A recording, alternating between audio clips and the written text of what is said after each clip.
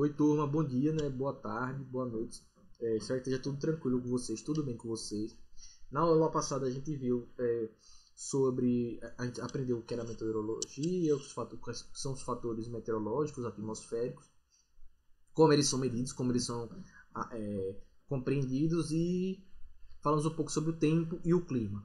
Na aula de hoje a gente vai falar sobre os fatores relacionados à previsão do tempo, certo?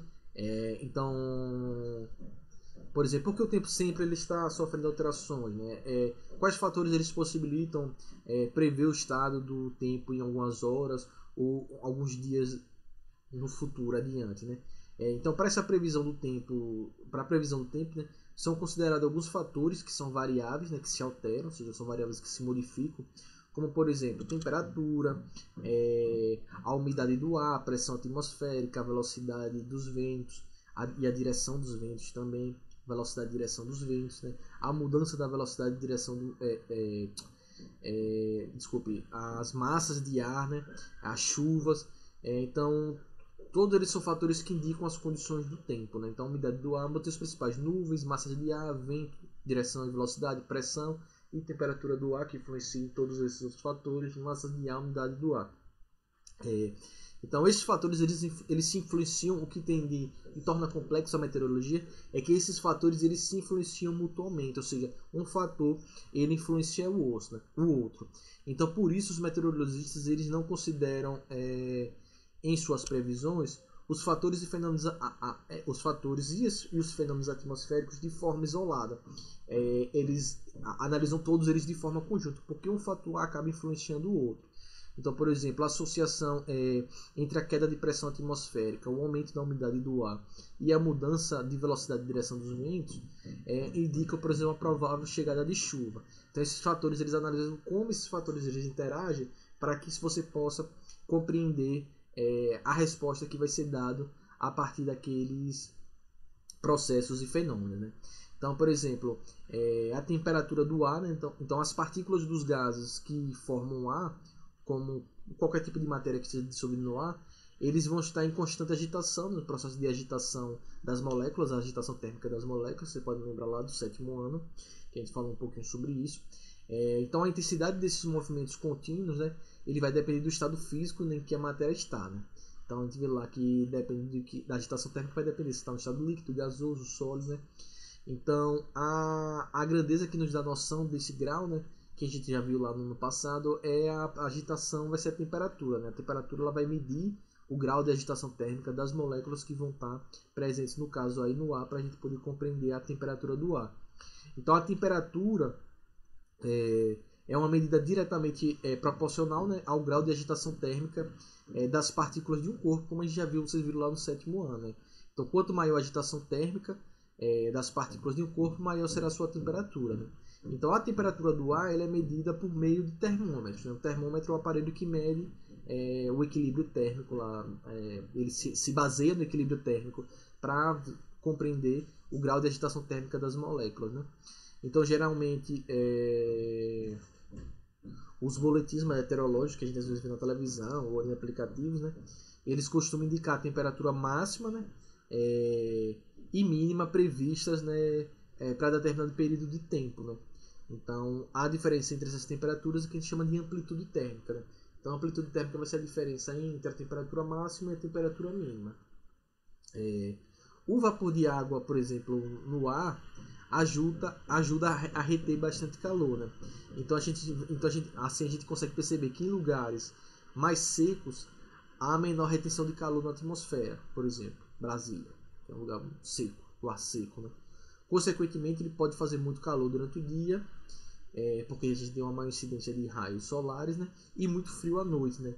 Porque a baixa quantidade de vapor de água na atmosfera, ele não vai reter esse calor, né? Então quando você tem um lugar que você tem uma maior umidade do ar, você não tem tanta variação durante o dia e a noite, porque o vapor de água retém esse calor. Mas se tem um lugar que é muito seco, que não tem muito vapor de água no ar, o dia pode ser muito quente, dependendo do grau de insolação, e a noite pode ser muito fria, porque não tem esse calor retido no ar. Então a amplitude térmica é maior nesses locais em que o clima então Então a amplitude térmica ela vai ser maior em lugares de clima mais úmido, né? Então nesses lugares em que você tem baixa umidade do ar, a amplitude térmica é maior, porque durante o dia a temperatura é maior e durante a noite a temperatura é muito menor. Então a amplitude térmica, ou seja, a diferença entre a máxima e a mínima é maior. Lugares que tem maior umidade, que o ar retém mais calor, a amplitude térmica é menor, ou seja, a diferença entre máxima e mínima é menor. Certo? Então as partículas de ar próximo à superfície da Terra, né, em um dia quente de verão, elas vão estar mais agitadas do que em um dia frio. Então isso é um fator que é importante. Outro fator que eu já acabei de citar aqui para exemplificar a questão da temperatura é a umidade do ar. Então a umidade do ar, ela diz, o que é a umidade do ar? Quando você fala quando você vê na previsão, umidade relativa do ar, não sei quantos por cento. A umidade do ar ela diz respeito a justamente ela vai se referir à quantidade de vapor de água presente na atmosfera. Então, ou seja, quantos por cento de uma porção do ar é formado por vapor de água.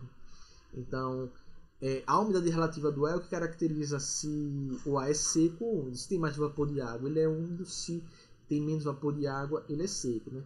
Então, no decorrer de um dia, por exemplo, essa quantidade ela vai variando durante o dia. Então, a alta quantidade de vapor de água na atmosfera ela favorece a ocorrência de mais chuva. Se tem mais vapor de água, é maior chance de ter chuva. Se tem menos, é menor a chance de ter chuvas. Né? Então, quando a umidade do ar é baixa, a gente tem baixa probabilidade de ter chuva acontecer. Então, quando a gente fala da umidade relativa do ar, a gente está comparando a umidade medida por aparelhos, e o aparelho principal que mede a umidade do ar é o higrômetro. Então, o higrômetro ele vai ser utilizado para medir a umidade relativa do ar, né? Com o valor, então você vai fazer a umidade relativa do ar é a comparação da umidade medida por aparelhos com o valor teórico máximo estimado por aquela temperatura. Se naquela temperatura, qual é o máximo que poderia ter de umidade de água no ar? Então você tem um valor teórico e você faz essa comparação com o que é medido pelos aparelhos. Né? Então a umidade relativa do ar ela varia de 0%, né, quando você tem total ausência de vapor de água no ar, a 100%, né, quando a gente teria a quantidade máxima de vapor de água no ar, e que diria que a rádio está saturado, ou seja, que ele tem excesso de vapor de água. Né? Então em regiões de clima seco, a umidade relativa do ar ela se mantém muito baixa por longos períodos de tempo, né? Por isso que caracteriza como seco. As chuvas vão ser consequentemente mais escassas. Né? E é o caso da Caatinga, como eu falei há pouco, né? Ou foi na aula passada que eu falei da Caatinga. Que é caracterizado por um clima semiárido, né? Que ele é quente e seco, ou seja, ele tem baixa, ao longo do tempo ele tem baixa umidade do ar e ele é bastante quente. Ou seja, ele tem médias de temperaturas mais elevadas. Outro fator que então já friou aí temperatura, umidade do ar. Outro fator é a pressão atmosférica. Né? Então o ar ele exerce pressão, né? Ou seja, que é a força aplicada sobre determinada superfície, né? A pressão. Né? Então o ar exerce pressão, ou seja, o ar ele existe, ele pressiona a superfície do planeta. Né? Então quanto maior a quantidade de ar em contato com a superfície, maior será a pressão. Ou seja, a pressão exercida pelo ar na superfície da Terra a gente chama de pressão atmosférica. E é medida por um instrumento que a gente chama de barômetro. O barômetro é o aparelho que mede a pressão atmosférica. O higrômetro é o aparelho que mede a umidade relativa do ar. Então, quanto mais ar tiver acima da superfície, maior será a pressão. Quanto menos ar tiver, menor será a pressão. Né? Então, a pressão atmosférica está completamente relacionada à altitude. Ou seja, quanto maior a altitude, lugares mais altos, menor é a quantidade de ar que está acima daquele ponto, então menor será a pressão atmosférica. Quanto menor a altitude, maior a quantidade de ar acima daquela região, maior será a pressão atmosférica. Então a pressão atmosférica ela é relacionada com a altitude. Altitudes maiores, menores pressões atmosféricas. Altitudes menores, maiores serão a pressão atmosférica. Além da altitude, existem outros fatores que influenciam a pressão atmosférica, como a temperatura do ar, ou seja, quando o ar é aquecido, ele se expande, quando está mais quente as moléculas se afastam devido à sua agitação térmica para ocupar um volume maior, né? E aí ele vai se tornar menos denso, vai diminuir a pressão atmosférica. Regiões de atmosfera com ar mais frio, as moléculas elas tendem a se aproximar, né? E consequentemente, se elas se aproximam mais, elas vão se tornar mais densas e elas vão exercer uma pressão atmosférica maior. Então, nesse esqueminha que vocês estão vendo aí, a gente consegue ter representado aí centros de pressão. Então, aí são os centros de pressões, né? Esse B é de baixa pressão, né? O A de alta pressão. Essas setas indicam as direções do vento. Então, por exemplo, se você está em um ponto de centro de baixa pressão atmosférica, a gente vai ter uma concentração de umidade em uma determinada área. E esse processo de baixa pressão ajuda a formar nuvens e favorece a ocorrência de chuvas. Quando você tem um centro de alta pressão atmosférica, como vai ter expansão desses pontos e a saída do ar, né, esse centro de alta pressão atmosférica, eles vão retirar a umidade daquela área, o ar vai ficar mais seco, a gente vai ter menos nuvens se formando e diminuir a chance de chuva. Então, quando você tem alta pressão, quando você tem baixa pressão, a gente tem pontos de concentração de umidade em uma área, ajuda a formar nuvem e favorece as chuvas. Quando você tem alta pressão atmosférica, você tem a retirada, você tem o espalhamento da umidade em uma área, o ar fica mais seco, acontece menos nuvens se formam e diminui a chance das chuvas. Então, quando a gente tem a diminuição da pressão atmosférica em um determinado local, a gente pode apontar, né, ou seja, pode indicar um aumento da umidade do ar, que indica a possibilidade de chuva. Se você tem a alta pressão, geralmente ele está relacionado ao céu mais claro, sem chuva, com ar mais seco. Outro fator bastante importante são as nuvens. Então, para a gente saber se pode sair para você sair, né? Sei lá, o pescador vai sair para pescar, né? Sem o risco de ser surpreendido por uma tempestade, por exemplo. Muitos pescadores eles olham para as nuvens para prever as condições do tempo, né? Então, as nuvens, como é que as nuvens se formam? As nuvens se formam pela condensação dos vapores de água da atmosfera em diferentes altitudes, né? E com diversos aspectos diferentes, né? Então, em altitudes mais elevadas, a gente pode ter inclusive a formação de cristais de gelos, também pode acontecer esse processo, né? Então, as nuvens elas funcionam como sinais para a previsão do tempo e elas podem variar tanto na forma como em características. Elas vão ser classificadas principalmente com base em dois critérios, né? Que é a aparência e a altitude, que é como a gente pode observar aqui nas imagenzinhas aqui, certo? Então as nuvens, o nome das nuvens mais altas, né, é sempre antecedido do prefixo cirro, né, que pode ser esse cirro aí, como vocês podem ver, né? Então pode ser o cirro cúmulo, o cirro estrato, né? Tá aí, cirro estrato, cirros cúmulos, só o cirro, né? Então as nuvens cirros elas são largas, né? São mais largas e brancas e formadas por cristais de gelo, né? E indicam a ausência de chuva. Então as nuvens cirros são as mais altas lá em cima, né? No nome das nuvens médias, né, que ficam nesses pontos mais médios, a gente usa o prefixo alto, né? Então tem os altocúmulos, altoestratos, por exemplo. As nuvens com maior extensão horizontal, a gente ainda utiliza a palavra estrato, né? Então, estrato cúmulo são essas nuvens que são mais alargadas, né? Então elas podem indicar chuva quando sua base estiver escura, né? Se na base dessas nuvens elas estiverem escuras,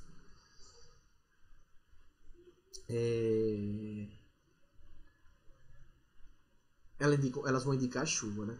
E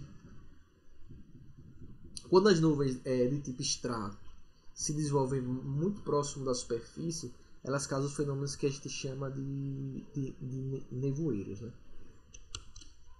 E a gente ainda tem também os cúmulos, que são nuvens de maior desenvolvimento vertical, que esse caso aqui é da minha cabeça, e essa cantinha aqui, os cúmulos, elas são mais altas, certo? Verticalmente.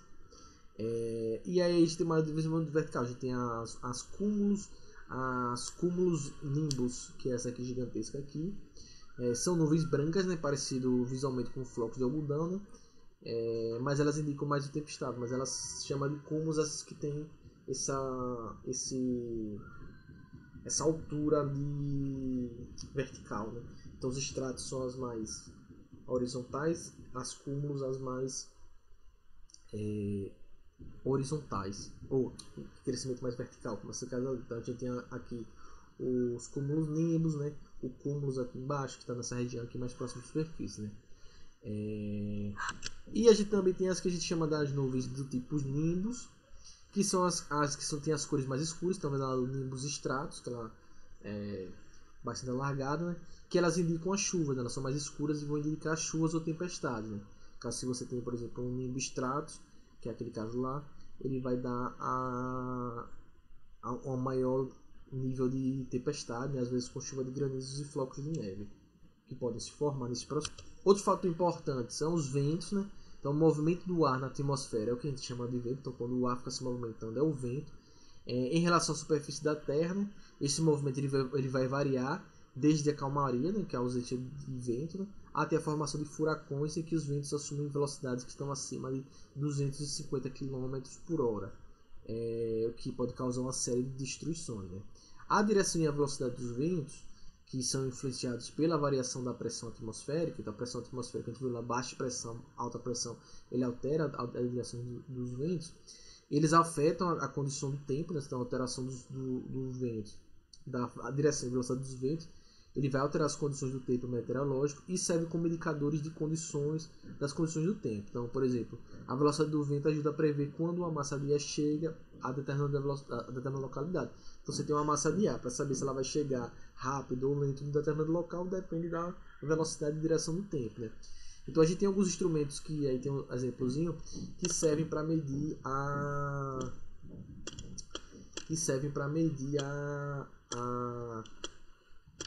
direção e velocidade do vento, né?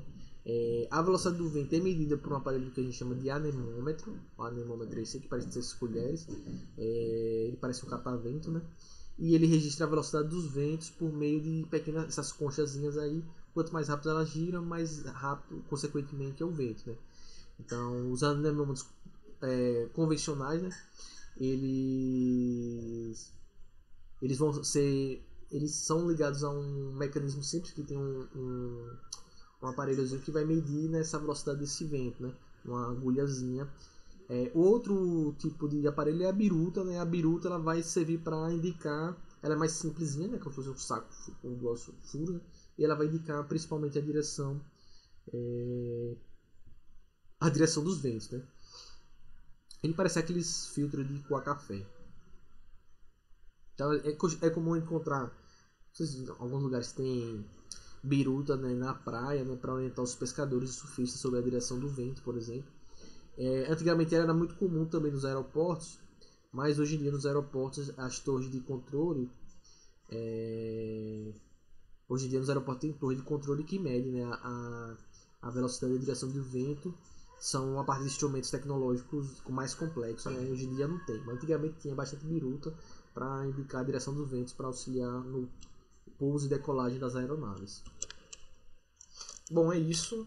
Na próxima aula a gente fala sobre um pouco de massas de ar e finaliza essa parte de previsão do tempo, para falar um pouco sobre o clima, certo? Então fiquem bem, se cuidem e tchau.